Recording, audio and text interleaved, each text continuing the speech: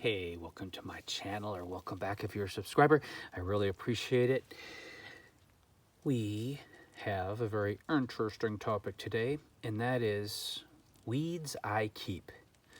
As you know, I have a huge organic garden with quite an orchard going at this point, and it's constant pulling those weeds.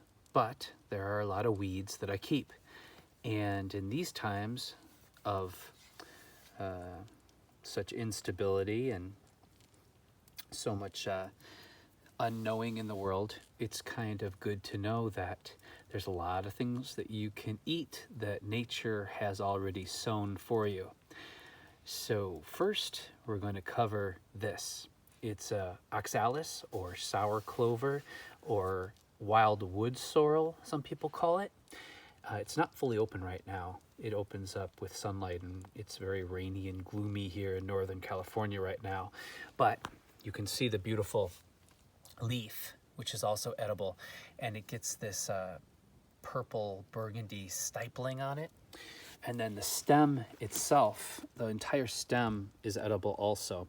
Stem can be like up to 14 to 16 inches long with this cluster of flowers. Now, I really enjoy cutting up the stem and throwing the flowers in a salad because the flower has oxalic acid and is full of vitamin C. Now, you don't want to eat tons and tons and tons of this, but in a moderate quantity. Not only are you eating living food, organic food, but you're getting a lot of vitamin C from this. People with kidney stones or the gout, you want to be a little careful because oxalic acid can aggravate those conditions in higher quantities. The thing is, for hundreds of thousands of years, humans walked around all day eating things. And I think that even billionaires have access to organic food, but how often do they eat living food?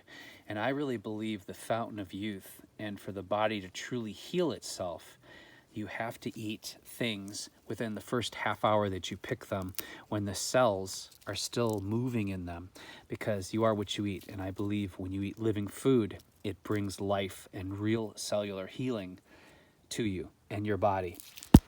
Most people eat dead stuff. Even sometimes when they're eating fresh food, it's still dead food.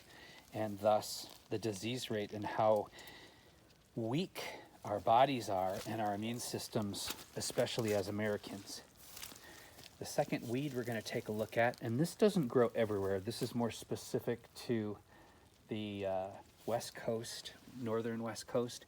This is miner's lettuce. Isn't that a beautiful plant? It almost looks like a water lily with a little flower coming off the top. Now, this common name, miner's lettuce, came from the fact that when the miners were mining the gold up here in Northern California and logging, they used this plant to stay alive. It is full of vitamins and antioxidants. And the beautiful thing about this versus regular lettuce is that it never gets tough and it never gets bitter, because it's not a true lettuce. You can eat all parts of this down to the root, and it can be quickly boiled, it could be steamed like a spinach, it could be stir-fried, or it can be eaten fresh. And I often mix it in salads. I had a big lunch of it today that I did in a stir-fry with rice and some other things. Miner's lettuce, look it up. Next, we're going to go up to, look at my nasturtiums. Aren't they insane? They got extra huge this year. I added a lot of wood ash from the fireplace throughout the garden, and it really helped to balance my soil, because my soil has it's high in a pH, because high in acidity because of the redwood trees. And when I added that wood ash everywhere, it made my nasturtiums get gigantic. Now, nasturtiums aren't technically a weed, but when they get happy and they start reseeding themselves, as you see, they can become a weed. The nasturtium is also incredibly tasty and full of beta carotene, vitamin C, and a lot of those other nutrients that come in green living foods. The flower is incredibly edible and it has a pepper flavor to it.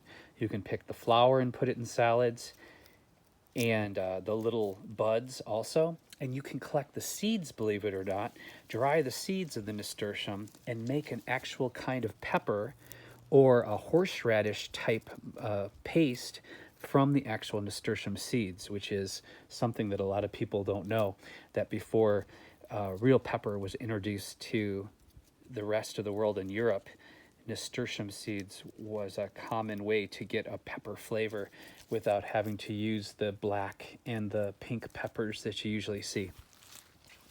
Moving on, chickweed. This incredibly nutritious and delicious and very, very tender and can be quite evasive. And what's funny is when you start eating weeds and integrating them into your salads and diet, the crazy thing is there's an old saying that a weed is just a misplaced flower. And once you start looking at weeds as food, suddenly you're just overjoyed to see them. Look up chickweed. Look up the nutritional value of it. It also is really great to feed to chickens, as are all weeds and grasses. If you feed more of the vegetables and wild grasses and weeds and things to your chickens, the eggs will be higher in in omega-3 fatty acids and a lot better for you, lower in cholesterol and higher in the more positive things. Plantain. This weed is amazing. It's actually very medicinal. Look it up. I take the plantain, and it's a little bit fibrous to eat raw. So I take this and I dehydrate it and I powder it, and I make my own super vegetable powder, because it's outrageous what they charge for those vegetable powders and what have you, the super green powders. And it's a lot of snake oil.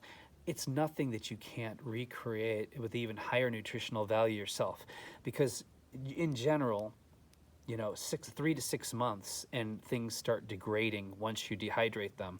So it's better to make your own powder and store it anyways. When you store it, you want to make sure that you've dehydrated it fully, though. You can use organic beets, you could use your carrots, you could use any of the things I've shown you already, and really anything from the garden. Dehydrate it, powder it, and then throw a couple silica packets in it so it can't, regain the moisture from the air, because it will want to do that naturally. And if you put enough of those little gel packs in it that come in like vitamin and prescriptions, you won't have to add any kind of creepy anti-caking agent or chemicals to it to keep it good. And then take that and just, on the days you can't eat, the normal serving of fruits and vegetables, just put, a quarter cup of that into a shake and have it, and you are going to be in a lot better shape than if you didn't have that. What other weeds do we have out here? More plantain. It's funny because these don't really grow around here, but they came with some peat moss, and once they seeded themselves in, that was that. I'm going to show you one more weed because there's nothing else this early in the spring that's taken hold of note.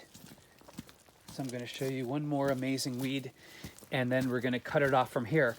But do your own research. There's a pigweed, amazingly nutritious, burdock. People have no idea you can eat the root like a wild carrot. You can eat the greens, and on and on and on. Most weeds, again, are just misplaced flowers or vegetables. This is red clover. Now, this red clover hasn't started to bloom yet, but when it forms its blossom, it will have a beautiful pink color to it, a bright pink color. And you can kind of tell red clover because there's that kind of aura in the center of it, that stripe. But once it forms those little flowers, I'll harvest all those pink flowers, dehydrate them, and it is an amazing tea, basically used as a blood cleanser. So you can make a great tonic from it and it's just really good for clearing the system, cleaning out your blood in general. Okay, that is just a little bit of the weeds I keep. Feel free to leave comments. I love to share. And if you like my quick money saving tips, garden wisdom, and other ramblings, please give me a thumbs up or share and like. And subscribe. Take care of yourselves and take care of each other, because I believe how we treat each other on our streets is our ultimate reality. Bye for now.